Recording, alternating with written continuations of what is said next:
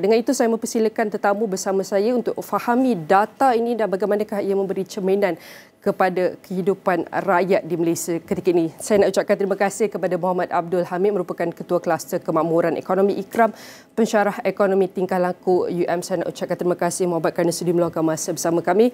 Kita tengok di skrin ini jelas menunjukkan 6,443. Ini adalah perbelanjaan asas saja pada setiap bulan.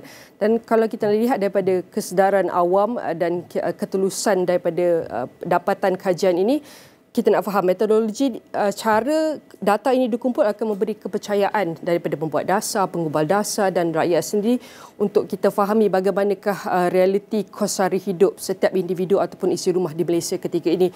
Mungkin boleh bantu pertama sekali, bagaimanakah data ini PAKW ini ditentukan pada setiap bulan ataupun mengikut prestasi semasa? Mungkin boleh kongsikan. Okey, terima kasih Nina. Saya ingat ini satu pendekatan yang bagus yang dibawa oleh kerajaan dalam PAKW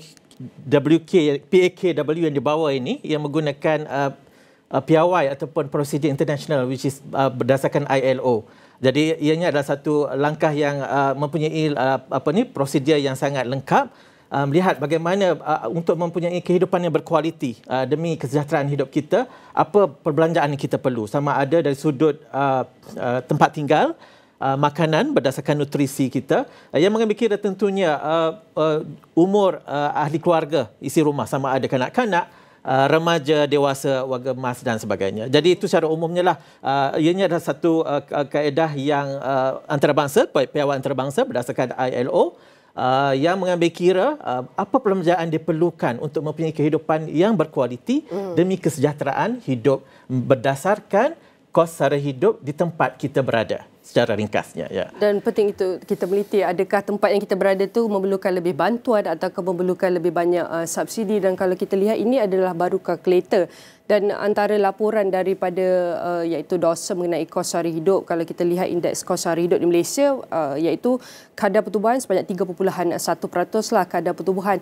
Namun kalau kita teliti juga iaitu pendapatan per kapita ada jurang antara negeri-negeri dan juga iaitu antara di bandar dan di luar bandar, dan ini menunjukkan ada jurang ataupun ketidaksaksamaan ekonomi. Bagaimana untuk kita meliti lebih kepada perancangan masa depan dan jangka panjang untuk kita saksikan dasar-dasar yang lebih inklusif dan seimbang, dan pastikan bantuan dasar ini betul-betul disasar dan disalurkan kepada orang ataupun kumpulan yang benar-benar memerlukannya. Okey, pertamanya kita kena mengiktiraf bahawa kos sara hidup tak sama di tempat-tempat yang berbeza. Contohnya bandar-bandar besar seperti Kuala Lumpur, Pulau Pinang, Johor Bahru dan sebagainya mempunyai kos yang lebih tinggi kerana sebagai contoh harga rumah, sewa rumah dan sebagainya lebih tinggi berbanding dengan contohnya di Baling, di Arau dan sebagainya. Jadi itu yang pertamalah. Jadi sebab itu penting untuk kerajaan, penggubah dasar, pelaksana dasar untuk mempunyai maklumat yang terperinci dan yang kerana kita tak mahu pendekatan yang one size fits all. Jadi melihat kepada perbezaan ini, kerajaan boleh melaksanakan apa yang disebut sebagai bantuan ataupun subsidi bersasar berdasarkan keperluan keluarga, mengambil kira kos sara hidup yang berbeza. Sebagai contoh, maknanya kalau di Kuala Lumpur ataupun bandar-bandar besar yang mempunyai kos sara hidup yang tinggi dan mempunyai keluarga yang ramai, ahli keluarganya, maka keluarga tersebut mempunyai keperluan yang lebih untuk dibantu berbanding dengan keluarga yang lebih kecil tetapi mempunyai pendapatan yang sama, ataupun jika dibandingkan dengan keluarga yang berada di bandar ataupun di luar bandar yang mempunyai kos sara hidup yang lebih rendah. Jadi itu satu sudutlah untuk kita melihat bagaimana ia boleh membantu kerajaan dalam melaksanakan bantuan secara lebih bersasar, lebih customized dan seterusnya akan memastikan dasar-dasar ataupun polisi yang kerajaan laksanakan lebih berkesan, value for money. Dan ketika ini kalau kita lihat mengenai dasar perancangan polisi, sedia ada mungkin ada yang perlu diperkukuhkan dan mungkin perlu ada yang lebih diterapkan kepada iaitu inovatif.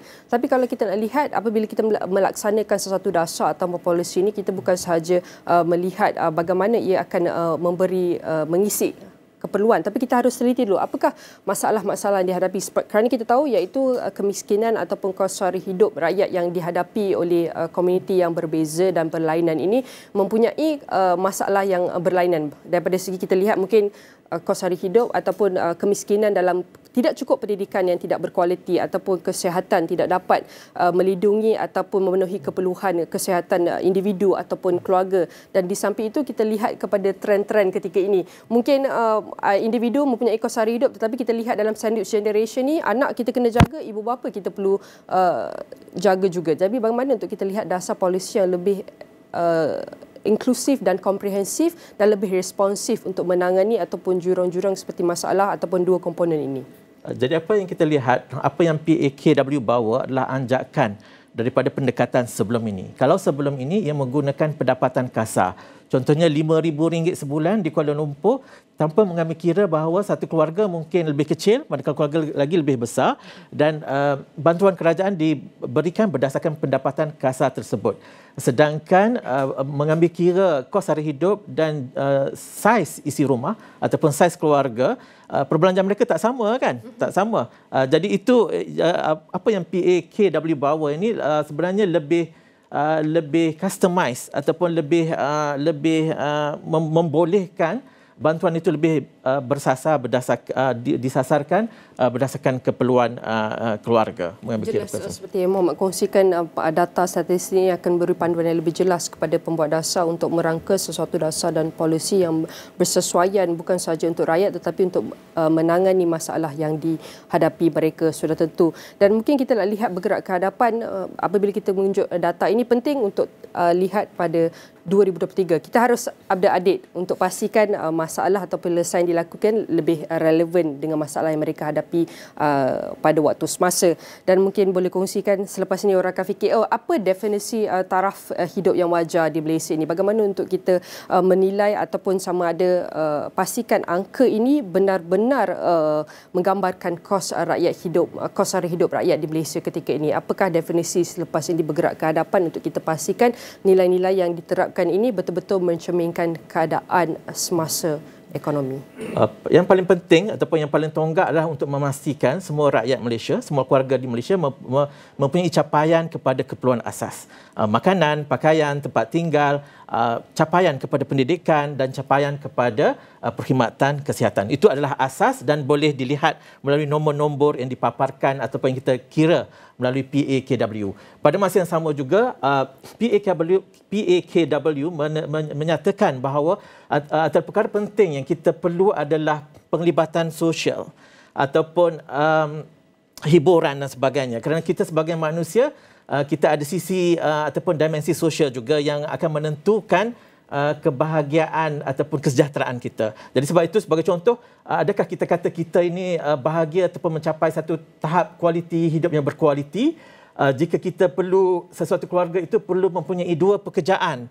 Pagi buat kerja 8 hingga 5 petang, kerja di pejabat sebagai contoh, ataupun di kilang dan sebagainya, malam perlu bawa Grab dan tak ada masa untuk meluangkan masa bersama keluarga ataupun untuk melaksanakan hobi-hobi tertentu yang penting untuk kita punya kesihatan mental, kita punya well-being secara keseluruhannya. Jadi sebab itu penting untuk dilihat perkara ini. Satu, ada perkara sudut yang objektif melalui nombor-nombor, tapi ada satu juga sudut yang melalui nombor ini juga jika dia mempunyai pendapatan yang wajar ataupun upah wajar, living wage, ia akan membolehkan individu atau ahli keluarga itu untuk melakukan sudut-sudut yang membahagiakan dia. Tak kiralah sama ada untuk keluar makan bersama keluarga, melaksanakan hobi-hobi tertentu dan sebagainya. Dan perkara itu hanya boleh dicapai apabila kerajaan mengambil pendekatan whole of government ataupun whole of society, maknanya pendekatan seluruh masyarakat. Bermakna kerajaan, penggubah dasar perlu mengambil pandangan masyarakat di peringkat akar umbi supaya maklumat-maklumat ini bukan hanya setakat nombor-nombor sahaja, tetapi ia sentiasa dikemaskini mengambil kira realiti masyarakat dengan mengambil pandangan daripada community leaders, pemimpin community, NGO, pertubuhan kerajaan yang berada di akar umbi, dan juga industri, majikan dan sebagainya. Dan satu lagi saya ingat yang perlu disentuh juga, apa yang bagus dengan PAKW ini adalah ia memberikan tanda aras kepada industri, kepada majikan tentang apakah gaji ataupun upah yang wajar diberikan supaya pekerja itu mempunyai pendapatan yang memadai untuk dia dan keluarga dia hidup secara kualiti dan demi kebahagiaan dan kesejahteraan hidup dia. Dan kita nak bergera dan beralih juga ke peringkat lebih tinggi, iaitu melihat kepada keperluan pembangunan wilayah, iaitu secara whole nation of approach ni kan. Mungkin Muhammad boleh kongsikan bagaimana untuk kita pastikan iaitu PAKW menunjukkan peningkatan PAKW yang tinggi di contoh daerah Kelang ataupun kita boleh cakap seperti Petaling. Ini menunjukkan bahawa mereka memberi tumpuan yang tinggi kepada infrastruktur, perumahan dan juga iaitu peluang pekerjaan. Jadi bagaimana untuk kita pastikan bantuan ataupun kita boleh cakap sokongan ini diberi kepada mereka di kawasan-kawasan yang mempunyai kos hidup yang tinggi, bukan sahaja di tempat-tempat yang mempunyai kurang akses makanan, kurang akses pendidikan, kesihatan, tetapi kepada mereka yang mempunyai high economy aktiviti di kawasan ataupun industri yang mempunyai perindustrian, pembuatan ini. Bagaimana untuk kita memberi tumpuan kepada kos hidup yang tinggi di kawasan-kawasan yang padat ini juga? Ya, sebelum saya jawab soalan itu, yang pertama adalah kita maklum bahawa antara isu kat Malaysia adalah jurang antara wilayah, yang mana biasanya pembangunan itu lebih tertumpu kepada bandar-bandar berbanding dengan luar bandar. Jadi itu satu sudut yang saya ingat pihak kerajaan dan pihak penggubah dasar sudah sedar, dan yang mana perlu diimbang melalui perbelanjaan dalam pembangunan melalui development expenditure dan sebagainya. Berbalik pada soalan Nina tadi, bagaimana untuk menangani kos sara hidup di kawasan-kawasan yang mempunyai kos yang tinggi, sebahagiannya telah pun dilakukan sejak bertahun lamanya melalui bantuan-bantuan yang dilaksanakan. Yang bantuan-bantuan yang diberikan sama ada secara langsung seperti sumbangan tunai, rahmah, sara dan sebagainya, ataupun secara tak langsung melalui subsidi-subsidi yang diberikan, subsidi kepada petrol dengan meletakkan harga ceiling kepada barang-barang keperluan seperti gula dan sebagainya. Jadi itu satu bahagianlah. Namun pada masa yang sama juga, dalam apabila PAKW ini dilaksanakan, ia membantu kerajaan untuk memberikan bantuan secara lebih bersasar. Dengan itu pembelanjaan kerajaan lebih berkesan, akan berlaku penjimatan kat situ, yang mana kerajaan juga boleh dengan itu dapat membelanjakan lebih belanja kepada perkara-perkara yang lebih mendasar. Contohnya untuk memastikan daripada golongan miskin, anak-anak golongan miskin berlaku mobiliti sosial daripada melalui pendidikan. Kerana pendidikan antaranya boleh membantu ahli keluarga itu daripada pendapatan rendah kepada pendapatan tinggi. Tapi itu lebih bersifat jangka panjang. Poinnya kat sini adalah penting pada satu sudut PAKW digunakan untuk bantuan jangka pendek, tapi pada masa sama juga penekanan kepada jangka panjang supaya berlaku mobiliti sosial, supaya boleh mengeluarkan golongan berpendapatan rendah ataupun golongan miskin daripada kepompong kemiskinan. Anak-anak mereka mendapat pendidikan yang berkualiti, akses kepada kesihatan, perkhidmatan kesihatan berkualiti, dan dengan itu mereka dapat meningkatkan taraf hidup mereka, khususnya melalui pendidikan.